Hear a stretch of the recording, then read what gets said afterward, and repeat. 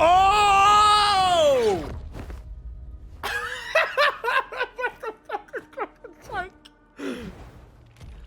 Yo, what is going on? They're not letting me catch a break here. Yo! Let's go. Okay. Yo, he wasted no time. You're Scar. If you need to hear it from me, then yes, I'm Scar. The cruel and twisted maniac. Where's Yang Yang? We deserve a meeting free from such disturbances, don't you agree? That girl, she's gonna sway your judgment. What do you want? Don't worry, I don't plan to make you hate me just yet. She is safe for now. Well, let's just enjoy our time together for the moment. Forget about that irrelevant person, will ya? I have a lot to share with you. To begin with, I've heard you lost your memories. Answer my question first. All right, I'll tell you then.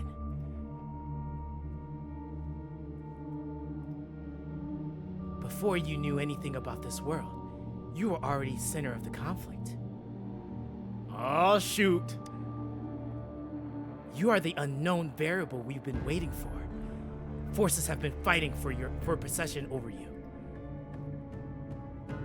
From the moment you open your eyes, everyone you've met, including that girl you care so much about, they all knew how valuable you are. The world is a cruel place. You are a living, breathing person, but you are pawn to many. That's why I'm here, because I see you as a dear friend, and I want to tell you the truth. I am so sorry for everything you are about to face. But the truth hurts sometimes, as if you're any different.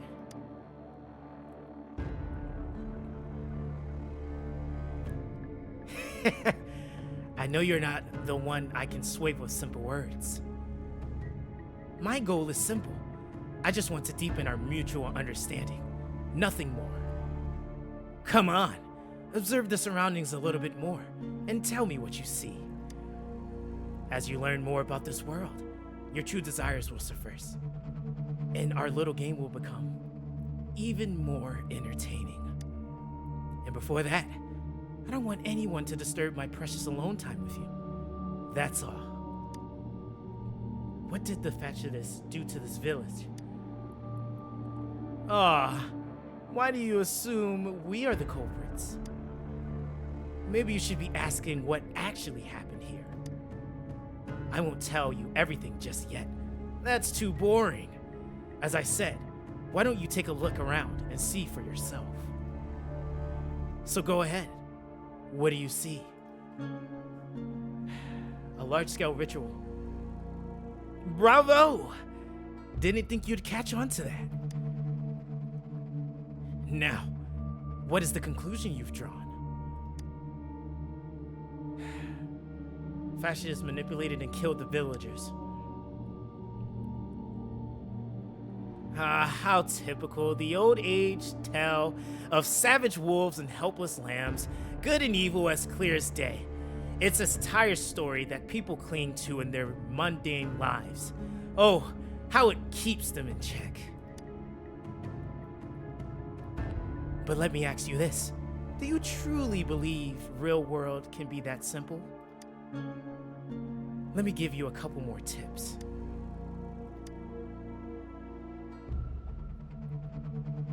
The truth is far more complicated than you think.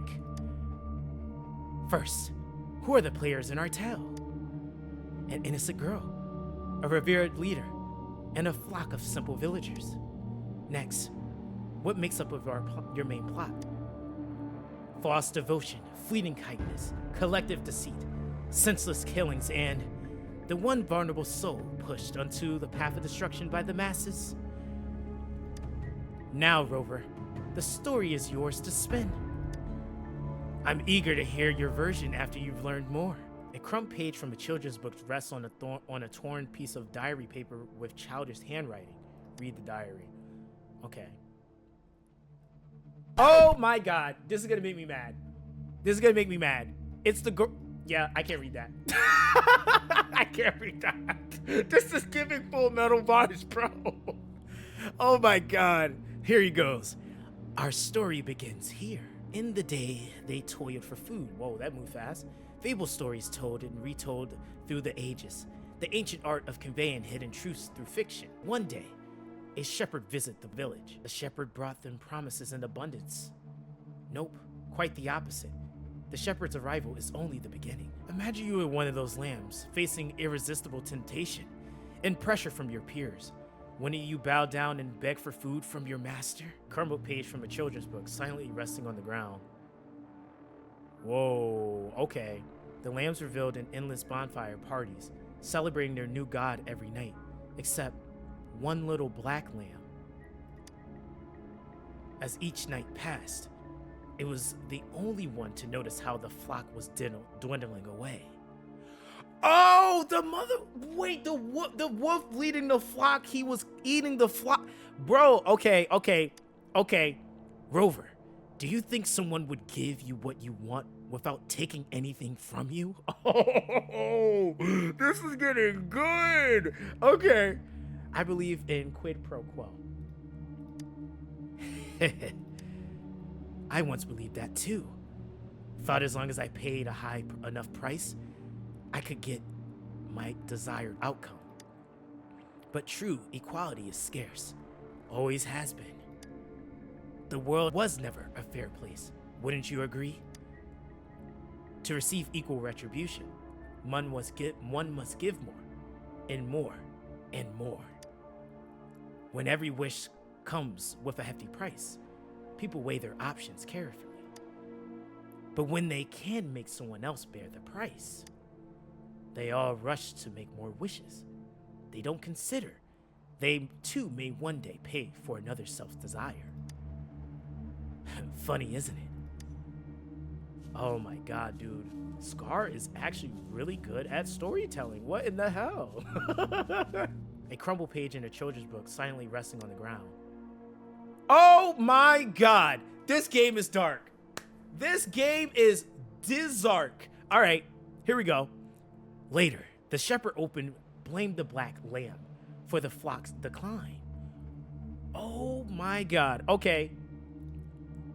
On the next day, the white lambs welcomed the rising sun as usual, but the black lamb was nowhere to be found.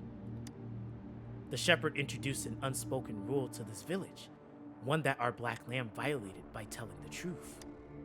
Suddenly, the once doting god stopped fulfilling wishes because no more sacrifices were being made.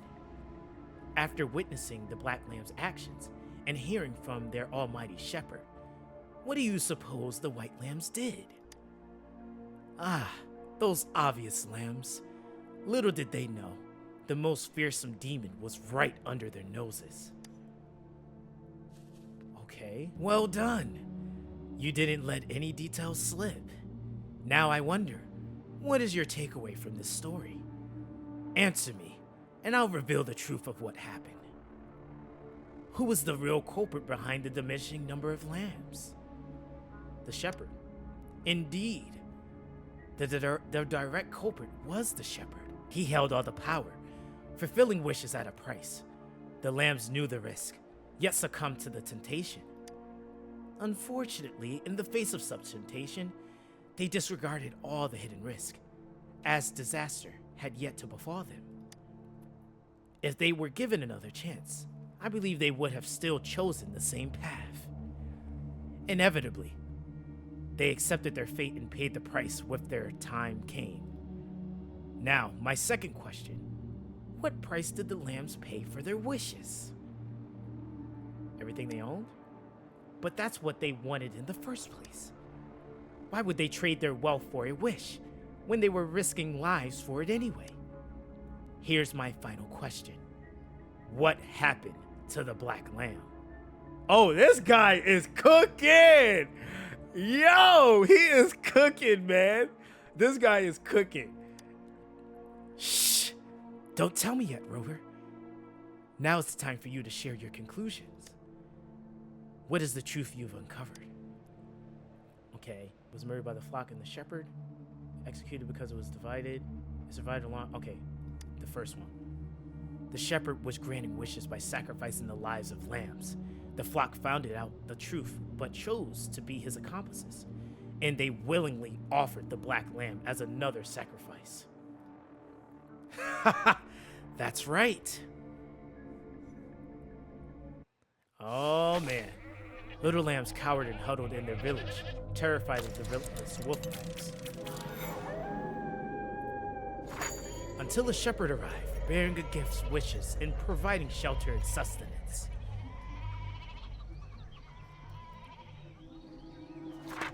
Slowly, the shepherd gained control over the flock, and the lambs lived counted lives.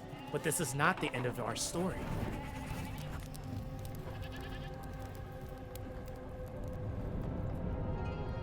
Dude, this is scary. The shepherd found the solitary black lamb in his flock and offered to grant any wish it desired in exchange. He wanted one of his companions as a sacrifice. The black lamb refused, and it was shunned by its flock, left without shelter or sustenance. But who's the black lamb, though? That's the big question here. After the black lamb's exile, more lambs continued to vanish. The shepherd then blamed the black lamb for breaking their rule and withheld his wish-granting power as punishment.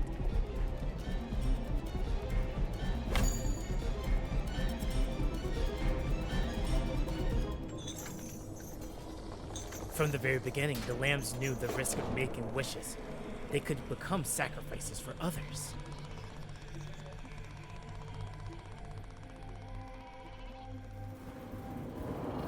But they always believed it wouldn't be them this time.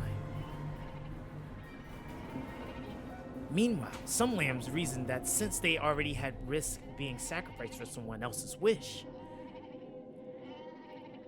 it was only fair to pass on that risk for a chance at fulfilling their own desires. And so they continued to play the game.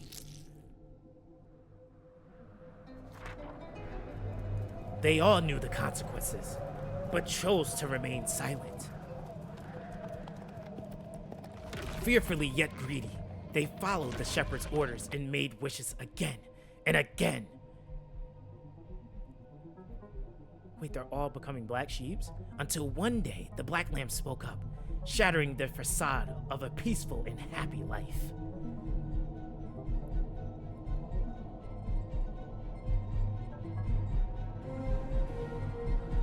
Yo, the black lamb got in the way of the flock, and the shepherds greeted pursuit, sparking hatred in their hearts.